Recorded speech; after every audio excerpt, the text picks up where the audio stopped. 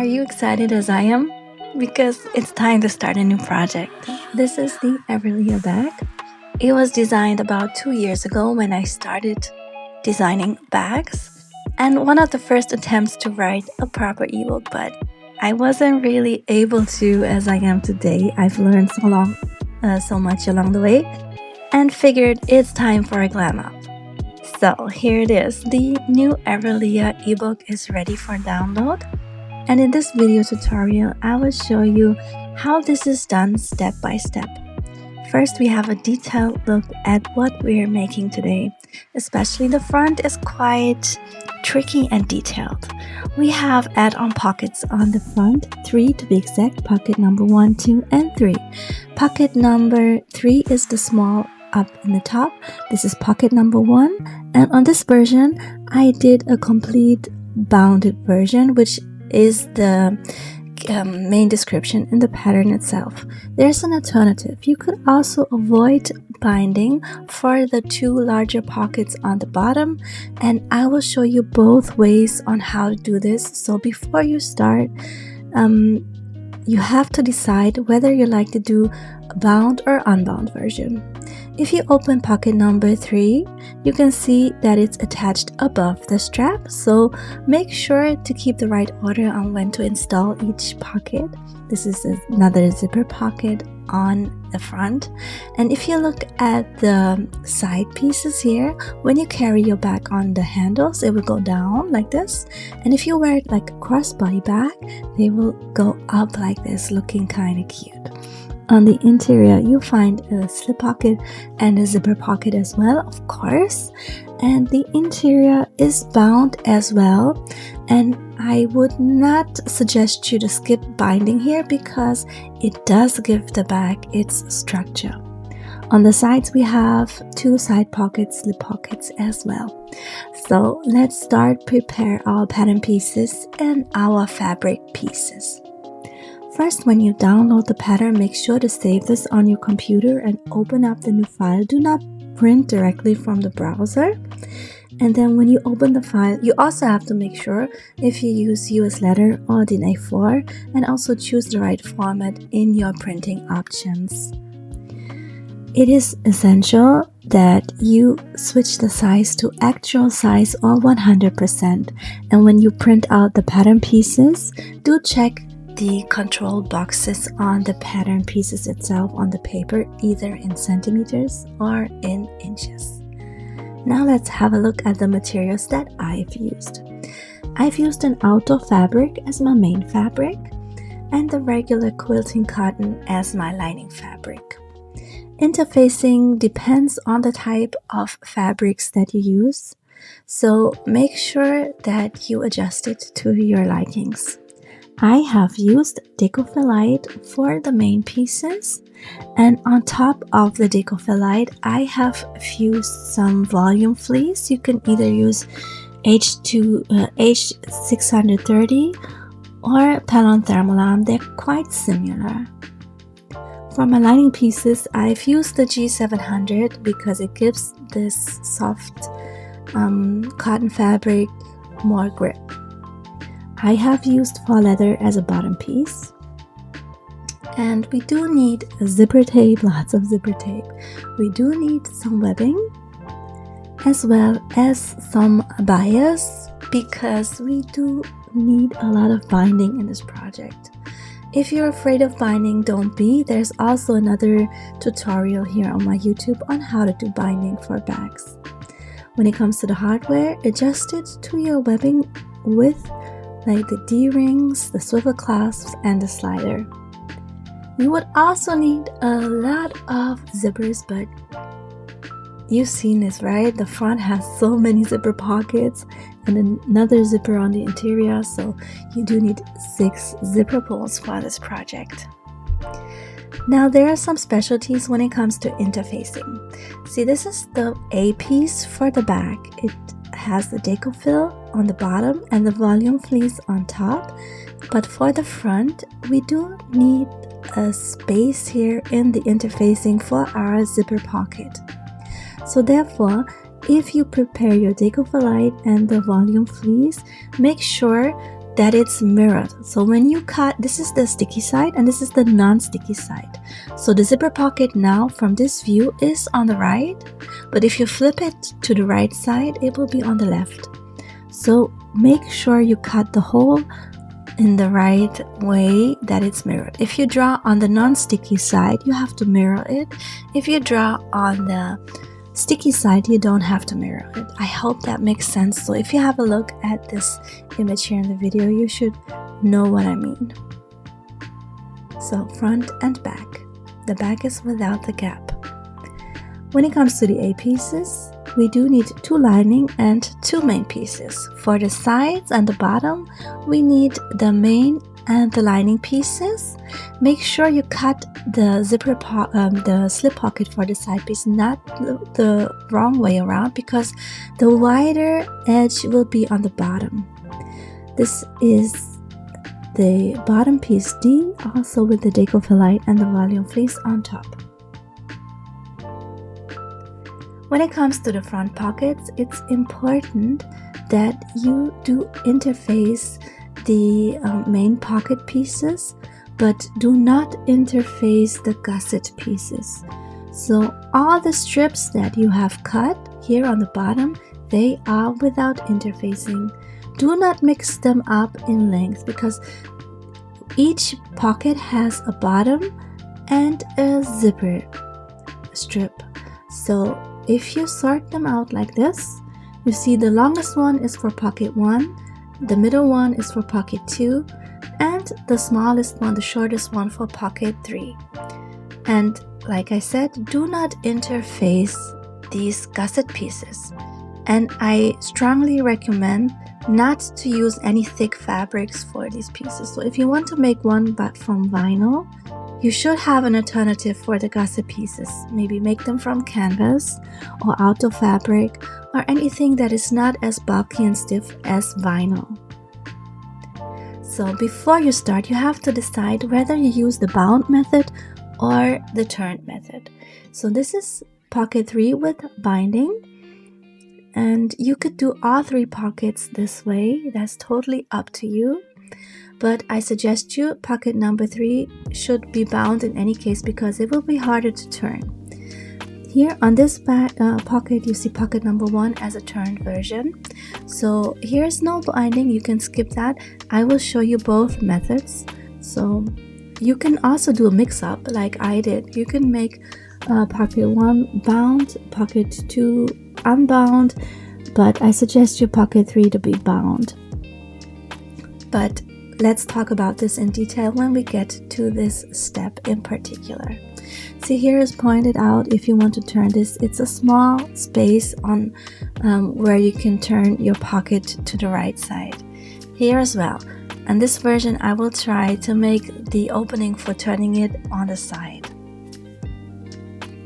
When it comes to the front zipper pocket, we do need those lining pieces here and the interior zip pocket lining pieces, as you can see.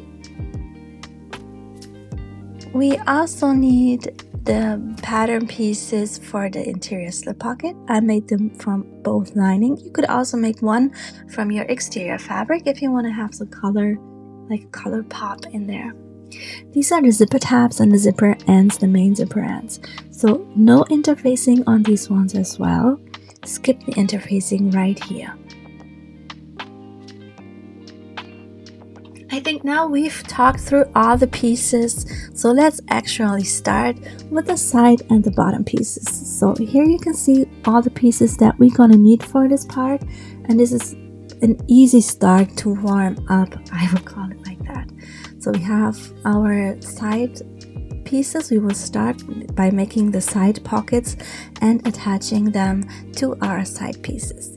Like I said, the wider part from the side pockets is the bottom and not the top. You might get this switched up, so make sure that the top is actually the top and align the top edge with lining and main fabric, and then sew this edge with 1 centimeter or 3/8" seam allowance.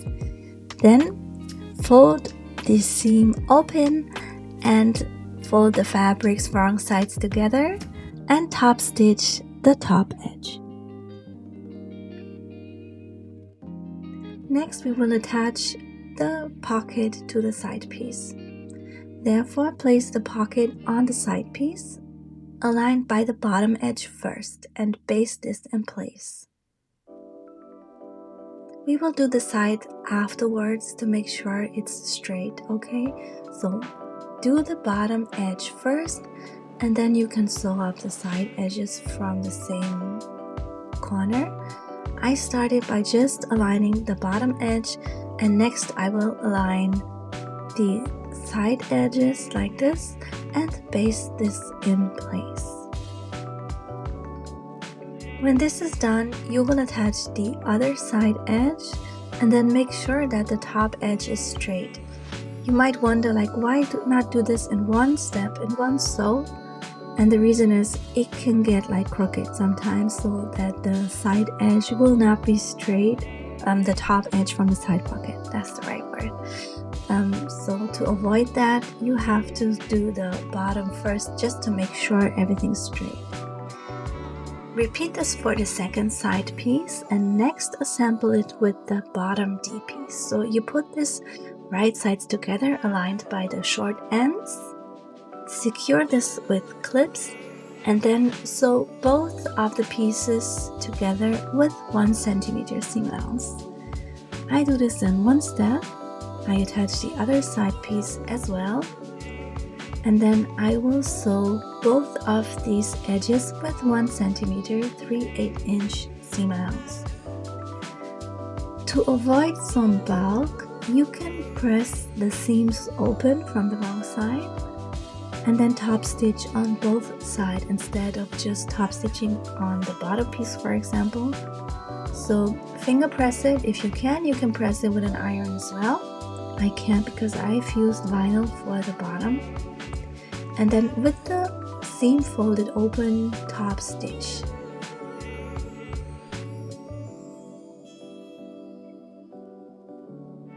Next, we will repeat this step with the lining pieces. So we need the D bottom lining piece as well as the side lining pieces, and we will align them by the short edges, right sides together, and sew these edges with 1 centimeter seam allowance.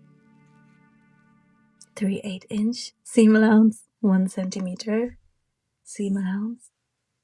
Next, we will press the seams open and top stitch from both sides, with the seams being pressed open.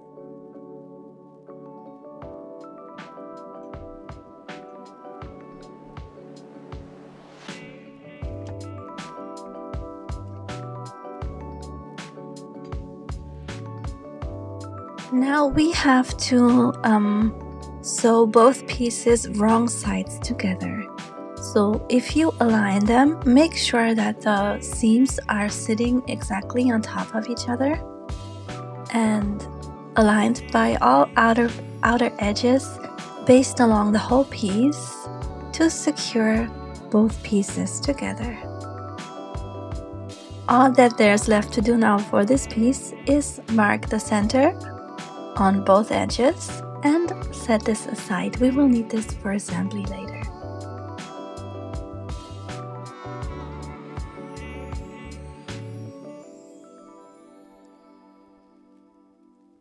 Now we will move on to one interior piece that will be on the back of our bag in the inside in the interior.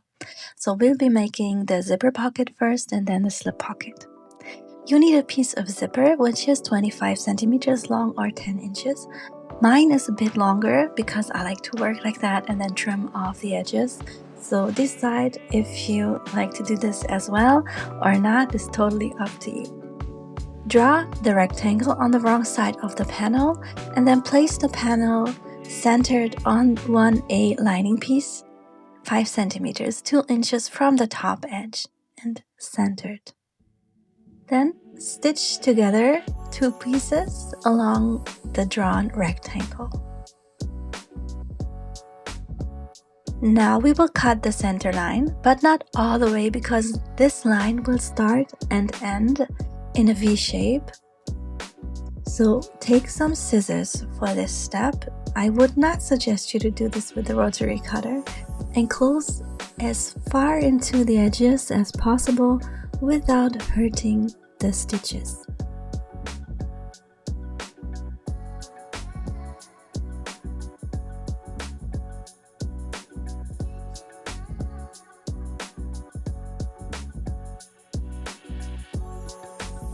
Push the facing through the hole and shape all corners and edges.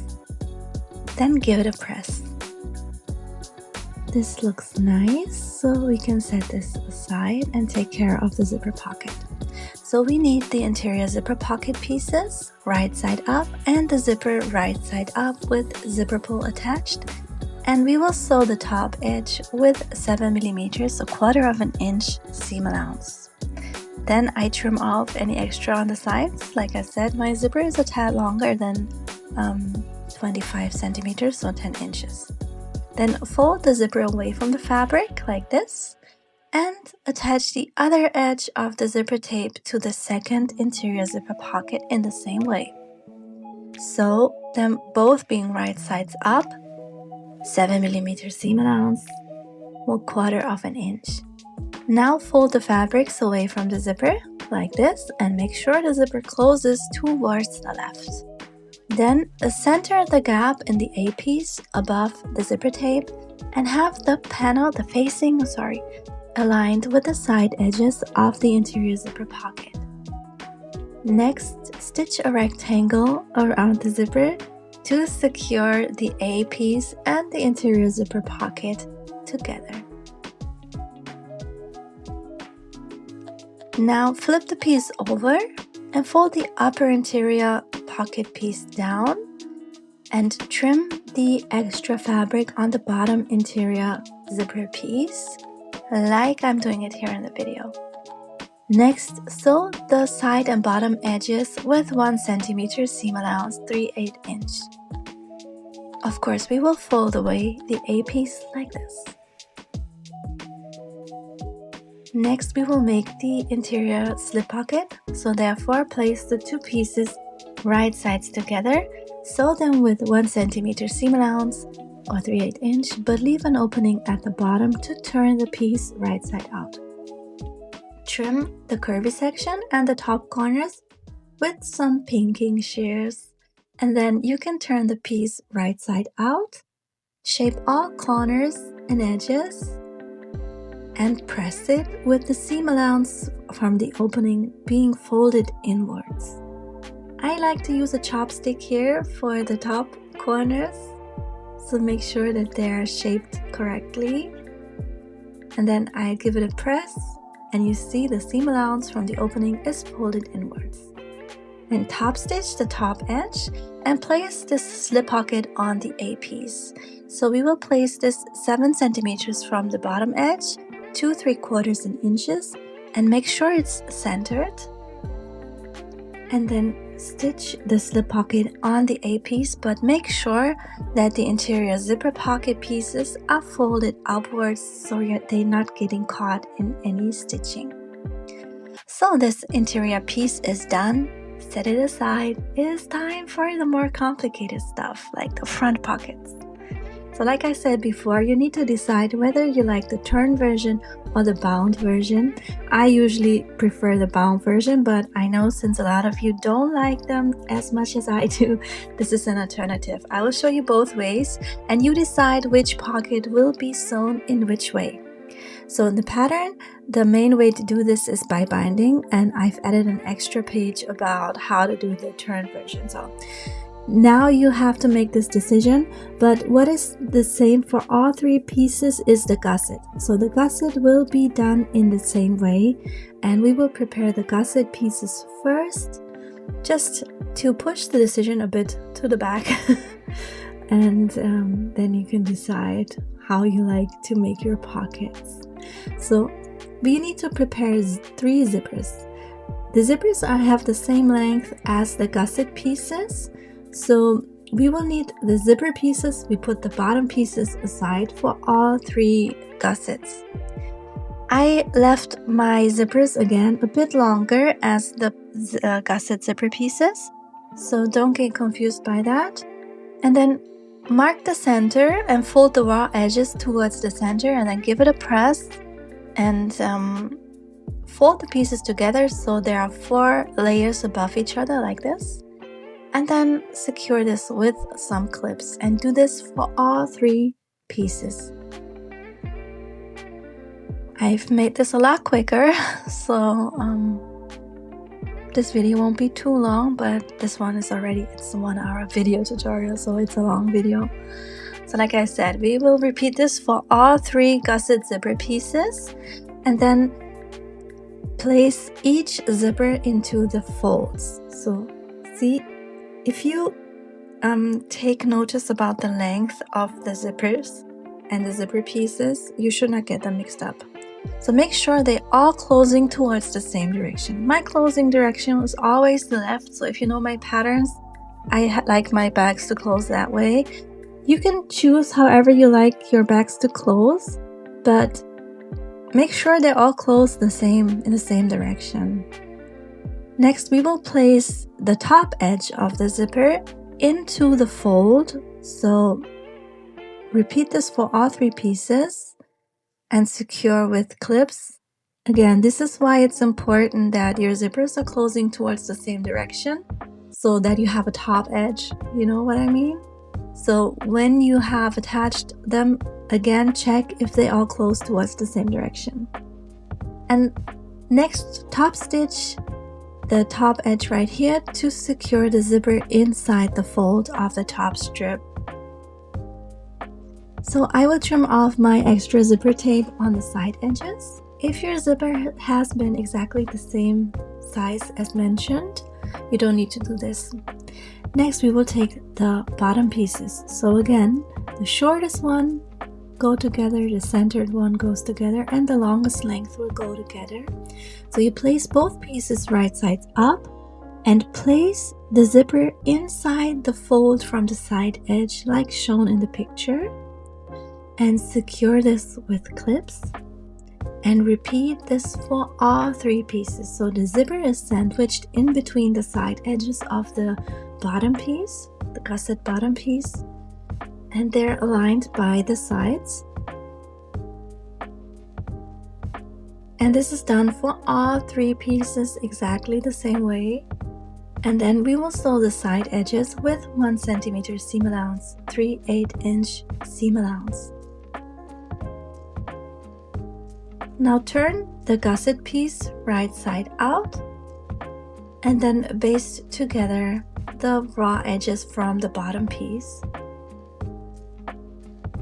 to keep everything in place, because if you skip this basting, you might have a shift later on. We want to avoid that. If you do the bound version, you can attach the bias tape like I'm showing it right now, as well in the same step as the basting step, if you want to avoid 1 extra round. But if you do the turn version, you would have to do this right now. And now I will show you the bound version first. If you need a deeper dive on how to do binding this way, you could also watch the other video tutorial that is linked in the ebook. Now we will place these pieces wrong sides together and baste them together.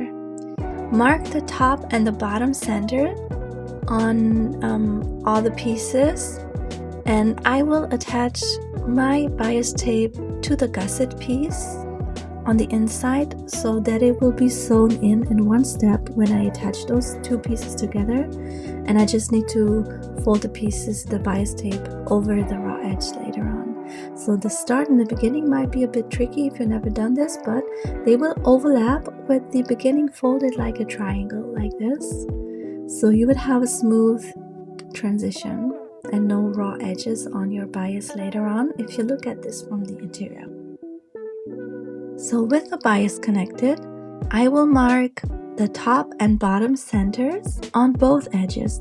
So on the raw edge, you can do this with a snip without a problem, but of course the folded edge cannot be snipped, so therefore you would need some chalk or marker. Mark the top and bottom center on the main piece as well,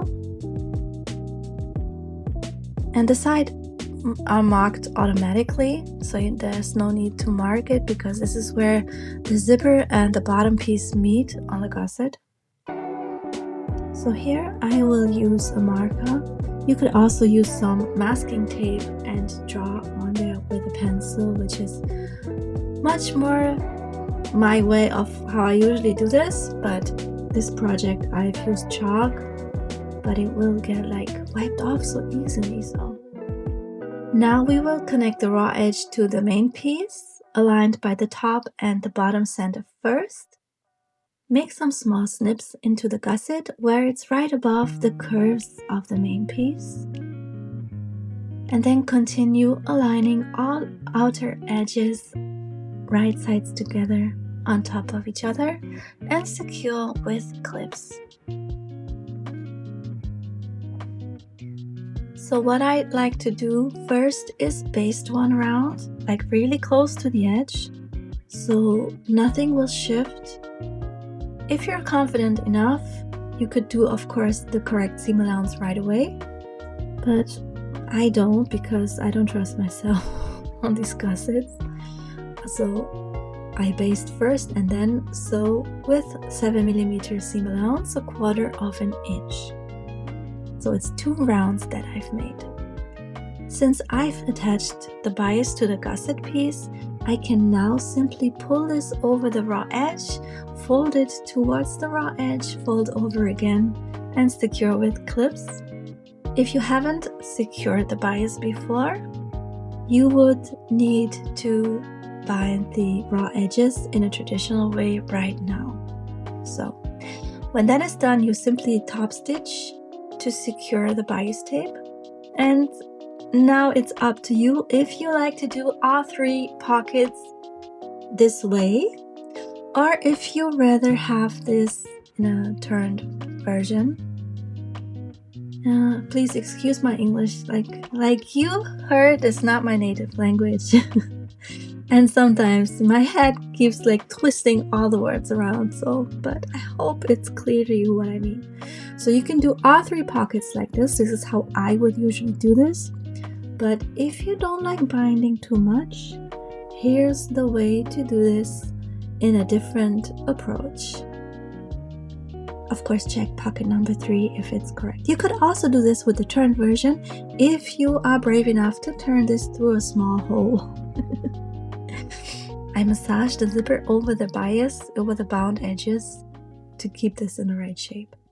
So we won't baste these 2 pieces together because we want to turn this. So I will mark the center on the top and bottom, as well as on the gusset piece and on the lining piece. Mark the centers.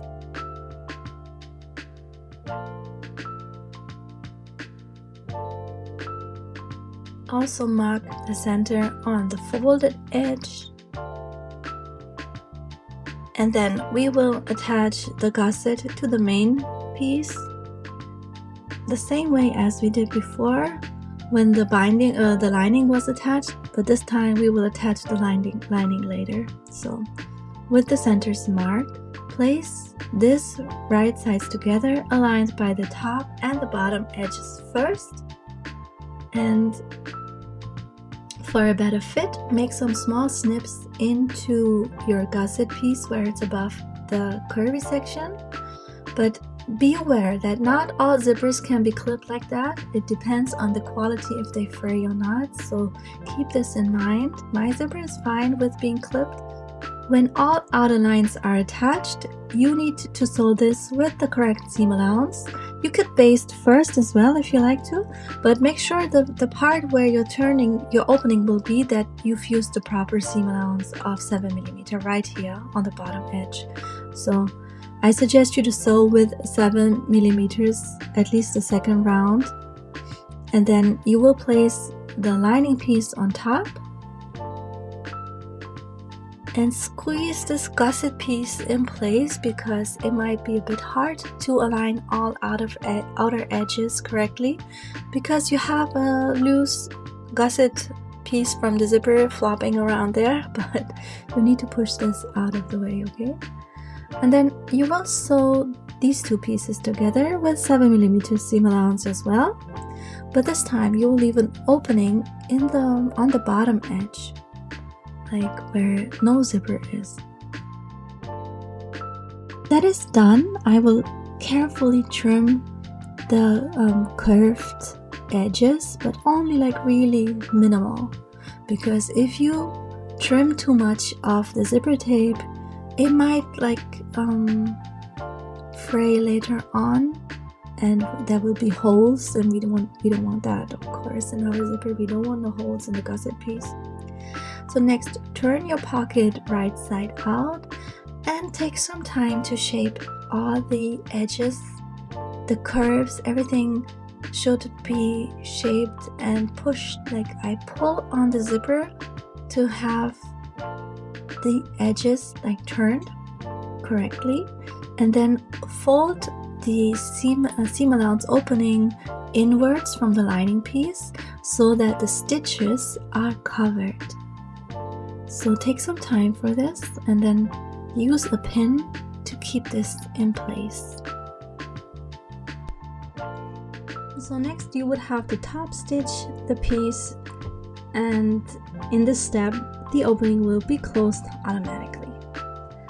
So this is the final result. So you can see that the look is a bit different, so make sure that you're aware that if you do separate techniques on the front pockets, that they will all look a bit different if they're bound or turned, because one has a top stitching, one doesn't. If you open up the zipper, you can see the bounded edge on one piece, on the other not. Me personally, I don't mind, but if you do mind, so it's important. Now for pocket 2, I will try to do the turned version, but I will place the opening on the side and not on the bottom, because will be too small of an opening. So this is just an experiment, so you can see another way on where to place your opening. So this one is exactly done in the same way as we did pocket 1, and I will first attach the gusset, sew them together, then place the lining on top, sew this together with the correct seam allowance again, and leave an opening, but this time not on the bottom edge. I will leave the opening on one side edge. So like I said before, it's your bag, and you decide which technique you would like to use, how your final bag should look like, and what's your personal preference. So experiment, try different things.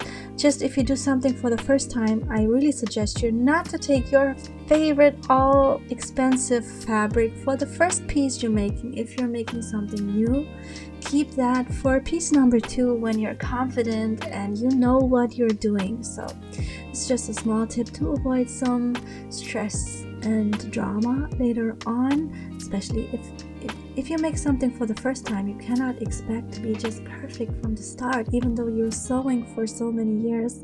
If it's something new, it's new, and you need to practice, and you need to repeat until you get perfect. So this is how the front pockets are done. Either way, if you like binding, if you like turning your pieces, you decide, and you enjoy what you make, and you can be proud of it when you're done. So this is probably the harder part, is assembling of the front piece. So make sure you have the right piece. So the one with the slit with a gap in the Decophyllite is the front. So do not mix them up. So we do need our front pieces, the pockets, the zipper pocket pieces, and the lining pieces, of course, the webbing for the handles. All this will go into making the front. So we will sew them in a special order because the webbing will go underneath pocket 3. So we will do pocket 3 at the last step. Okay, so set everything aside, and we will start with pocket 1 and pocket 2. You can take the pattern piece to see exactly where to place your templates on. So the bottom edge right here needs to be marked 2.5 centimeters, 1 inch from the bottom. Just simply draw a line on your A piece. And then I will mark 2.5 centimeters from the side edges. Only, like, you don't need to mark up all the way. You can just make a small marking because it will tell you where to place your template. So 1 inch, 2.5 centimeters from the side edges. Now we need template 1 and template 2. So for pocket 1 and 2, and place it aligned to the corner right here. So bottom and side markings are aligned, and then draw around the template with a marker or chalk, and also transfer the center markings. Repeat this for pocket number 2 and mark the top, bottom, and side centers as well. So take a pin and connect it aligned by the top and the bottom center markings. Attach it on there with a pin, and then I will take you to my sewing space and show you how I simply stitch it on. Before you start stitching your pocket onto the A piece, you need to make sure that the lines that you've drawn do match up with your pocket, because now it's the time if you want to make any adjustments. So what I like to do, I place the side edges together, the markings, and check if the length of the pocket outer edge is correct and will fit into the frame that I've just drawn onto the A piece. So if I think this will sit correctly, I will simply just sew it on there without any further pins, because these pins will pull your piece in too many different directions. So you need to focus on the piece that is right in front of your needle. I will start at the bottom center right here, and then I will slowly work my way around, aligning the outer edge of the pocket with the drawn marking on my piece. So I will pull this slightly on the curved section. I will put this slightly over the marking to make sure that it's aligned perfectly, so just the piece where the needle is correctly and the angle is not too tight, because it's kind of hard to arrange this correctly for all the parts that are to come. And then make sure that the side marking is matching up with your gusset side piece. And then simply follow along until you get to the top marking, always making sure it's aligned and straight, because we don't want our pocket to sit like crooked on the front piece. I know this is really hard when you first do it.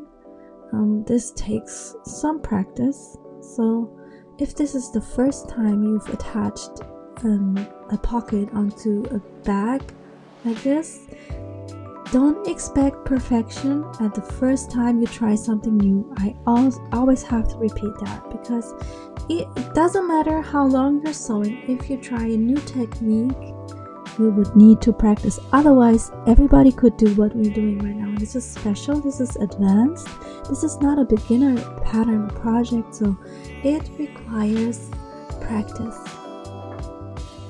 So don't be too hard on yourself, okay?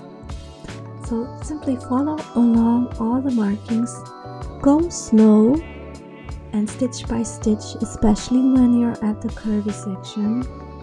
And when you're done, don't forget to lock the stitch, because at the beginning I did not lock the stitch, because I will meet the beginning when I end my round, and then I will lock it. Of course, you can lock it when you start. You could also leave a long thread and pull the thread through the back later and tie it in a couple of knots if you don't want the locked stitches to be visible on the front. That's up to you as well. So this is what it looks like. Then check if this looks nice, if it's correct, straight, and I will also give this like a slight push over the edge to show the zipper gusset where it's supposed to go, because it will kind of want to go in a different direction, so you need to fold it. Next, we will attach pocket 2 exactly the same way.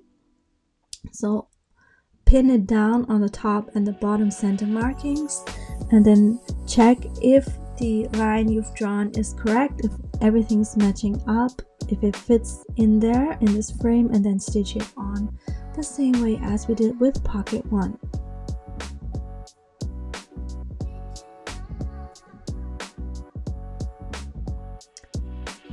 So this is finished. I also push this over here to the edge, over the edge. And next we will take the zipper to make the small zipper pocket that is above pocket number 2. So we will need the facing. The facing will be placed over the gap, and you can feel this with your fingers, so it should be centered. When you check if it's centered, you can push a needle through the center from the other side and then turn over and see if you have aligned this correctly and if the center is really the center. But it does not need to be exact like on the millimeter, it just needs to be centered over the gap so we can turn this through the gap later. So I attached this with some masking tape. You can use needles, pins, whatever you prefer, and then turn this over and stitch along the gap. Do not stitch through the decophyllite. Stay right next to the decophyllite when stitching the 2 pieces together. So you can see I've stitched a rectangle really close to the edge, so the 2 pieces are connected. And I will cut the center line and end and start in a V shape, just like we did with the interior zipper pocket. Cut as close into the corner as you can without cutting into the stitches, and then we will turn the piece over again and push the facing through the hole, through the gap, and shape out everything nicely and give it a press. Exactly the same thing as we did with the interior zipper.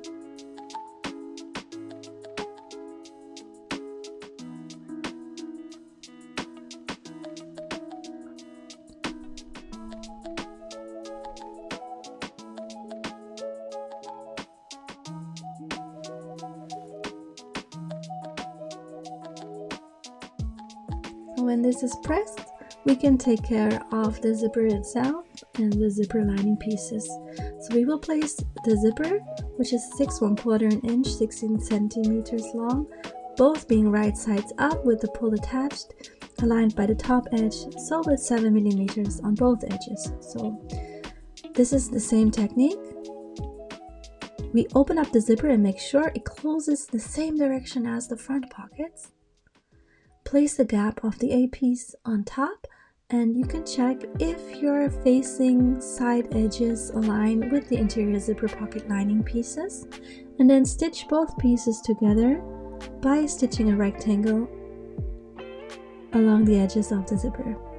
Fold the upper lining piece down, trim off the extra fabric from the bottom edge, and sew the pocket together with 1 centimeter seam allowance, 3/4 inch. It's a bit harder than with the lining because the main piece is a bit stiffer.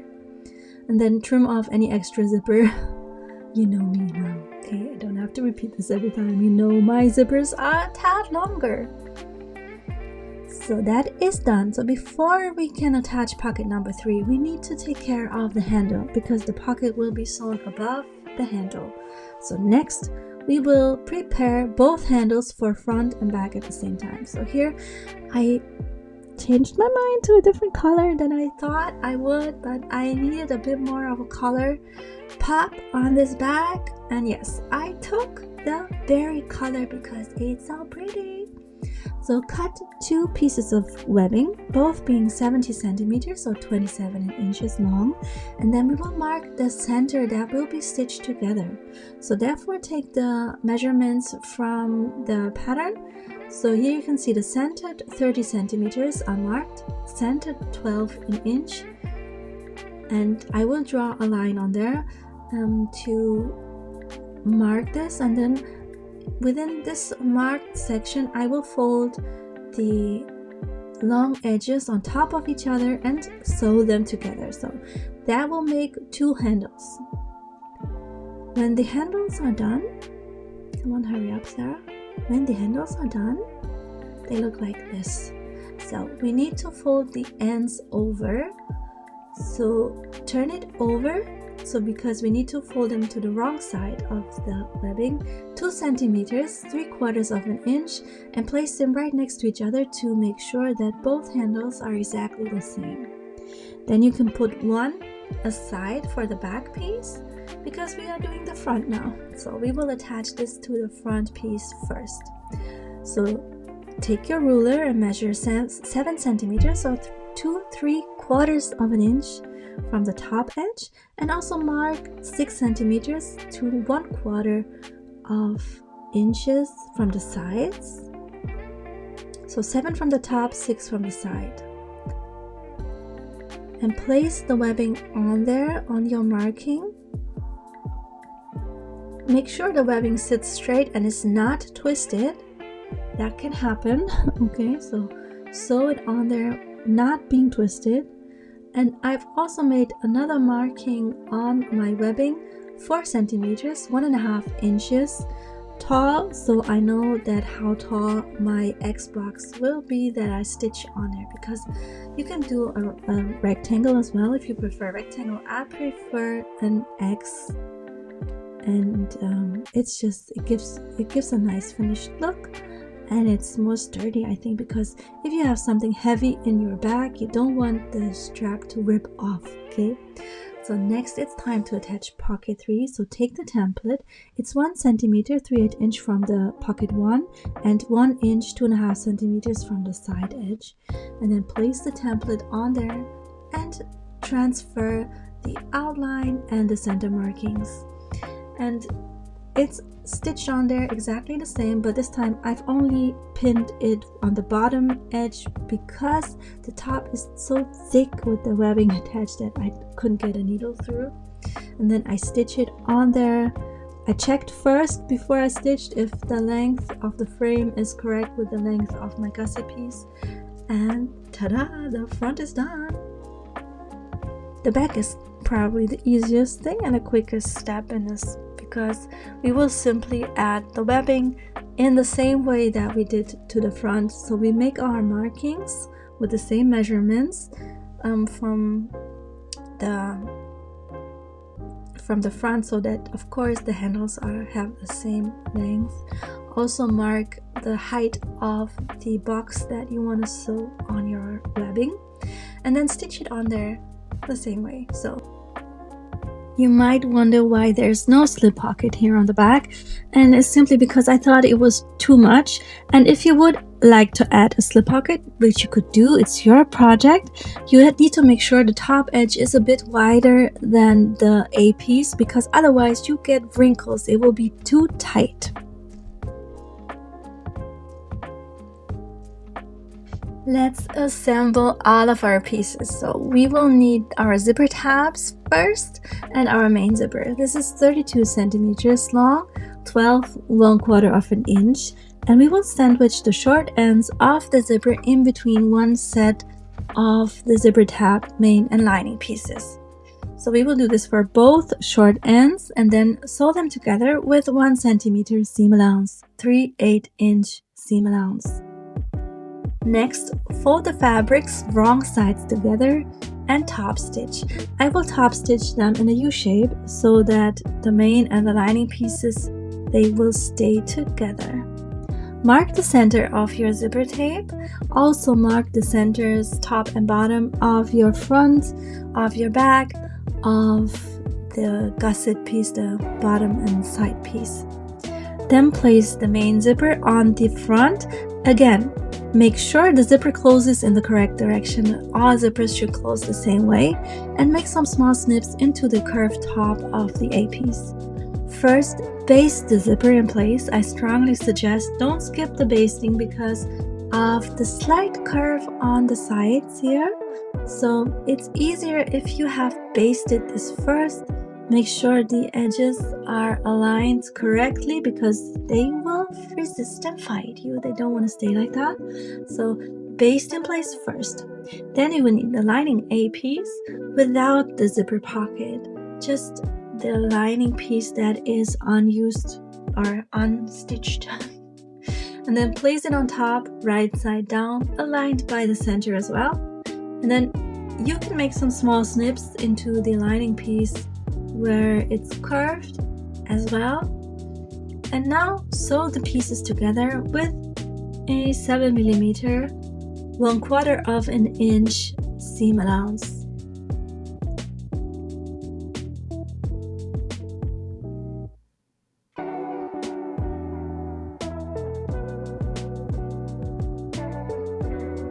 Next, fold the fabrics away from the zipper and give it a finger press. And make sure the zipper is shaped up correctly and the bottom, center of lining and main sit on top of each other. And then I give the zipper a small pull to have this shaped correctly.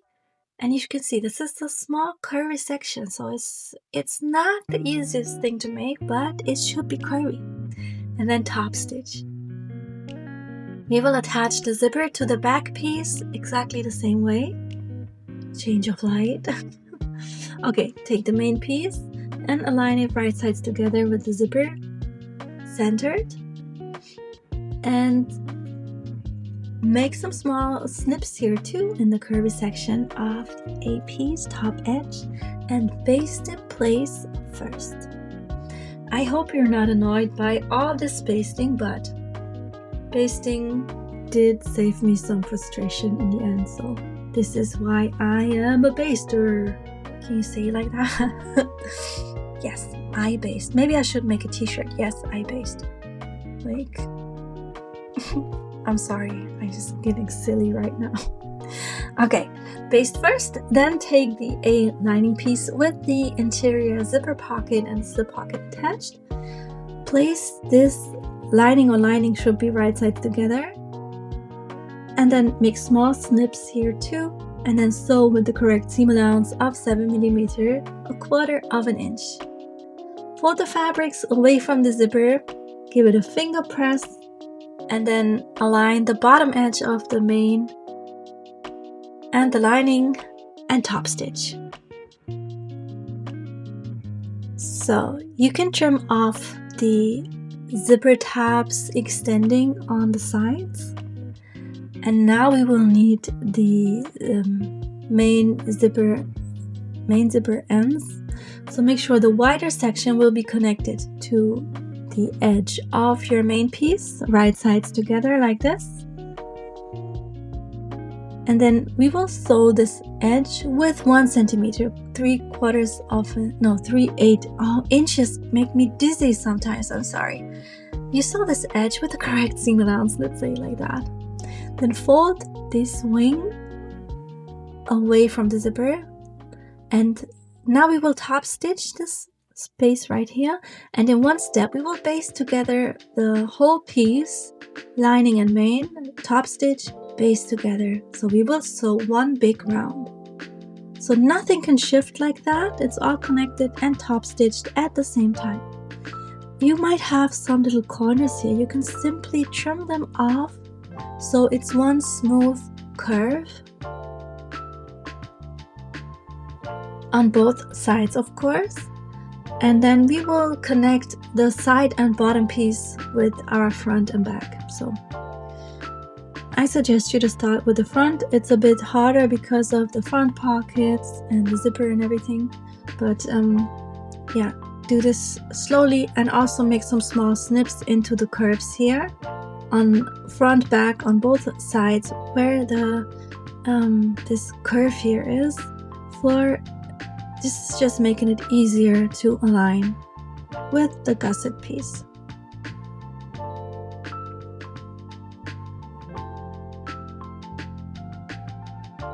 So we will start with the front. So place the bottom D center that you have marked. Make sure the zipper is out of the way. Of course, you can push them in a little bit like that, the pockets.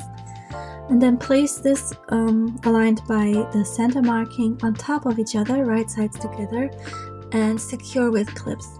Also make some small snips into the bottom and side piece where it's above the curve from the A piece.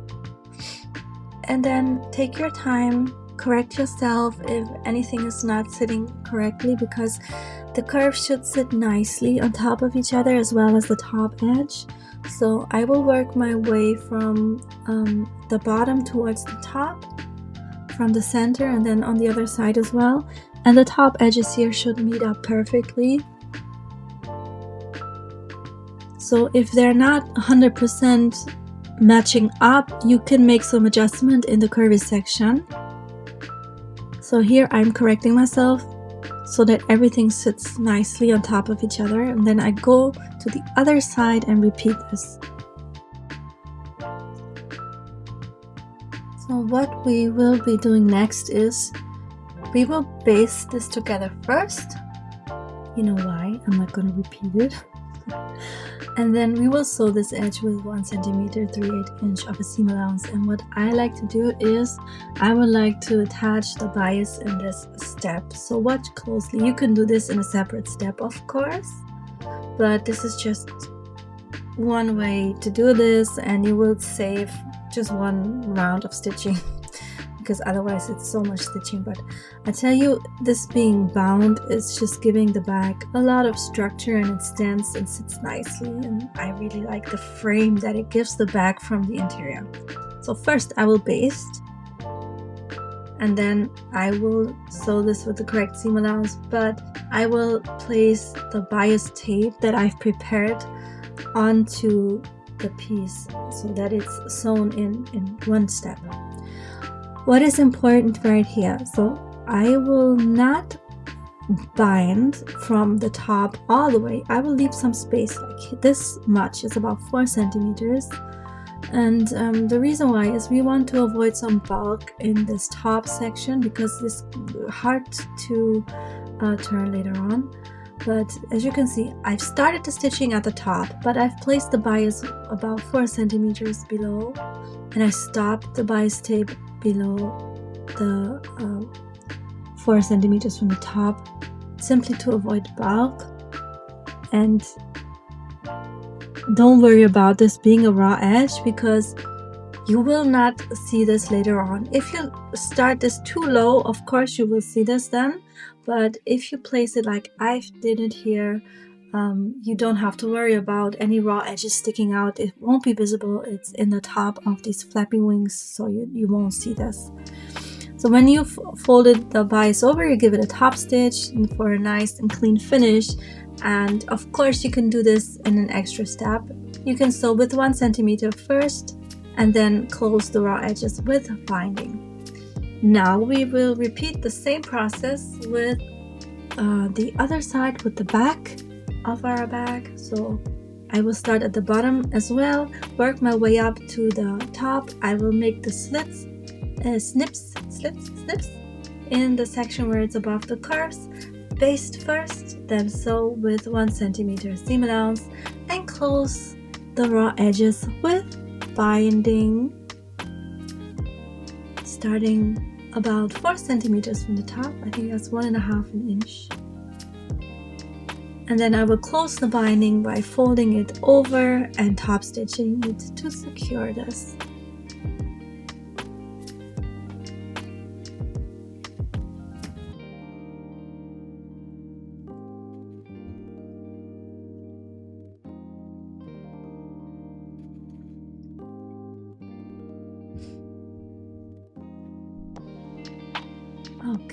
Okay, before we can turn this, we shall not forget our D-rings. So prepare 2 pieces of webbing, each being 8 centimeters long, 3 inches long. Thread a D-ring on it and baste the short ends together. I've basted them together with 1 centimeter seam allowance, so when you put this into the opening of the side here, you can simply let this 1 centimeter stand over the edge. So you have your thread here, you can see with the 1 centimeter edges, and then you will sew this with another 1 centimeter seam allowance. I've also made some extra stitches to give it more strength and security, because you know how we love to pack our bags with heavy stuff. So sew this with 1 centimeter seam allowance, and here you can see I've made some extra stitches. Then trim the curves of the fabric, only the fabric. And now you can turn the bag right side out, my favorite moment, because that's the exciting part, is seeing your bag for the first time, how the finished product, the finished bag looks. Oh, that sounds stupid, but you know what I mean. Like the thing that you put so much work in, you can finally turn this right side out and see if your vision came to life the way you expected it. And then you can pull out these D-rings. They might be a bit hard, but you can pull on the D-ring and shape out the corners, shape out the front pockets, give it a good shape and press if possible, especially the bottom. Like if you can iron it from the interior, you can get all the wrinkles out from turning, and then you're done. So one last thing is left, that is the strap, of course. So therefore you would need some webbing, which is 1.40 m or 55 inches long. Of course, you adjust it to your likings. And then thread a slider on, double fold over and secure this with stitches. Next, thread a swivel clasp on the strap. Put the end through the slider again and thread the second swivel clasp on the short end of the webbing.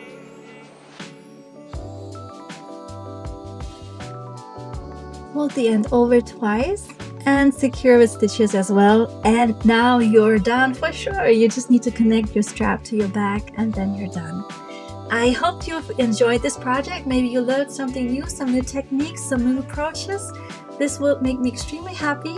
Share your makes on social bag makers on Facebook if you like. And if you're addicted to bag making as much as I am, you need to check out my Patreon, my Etsy store. You'll find advanced sewing patterns, bag making related. So see you next time.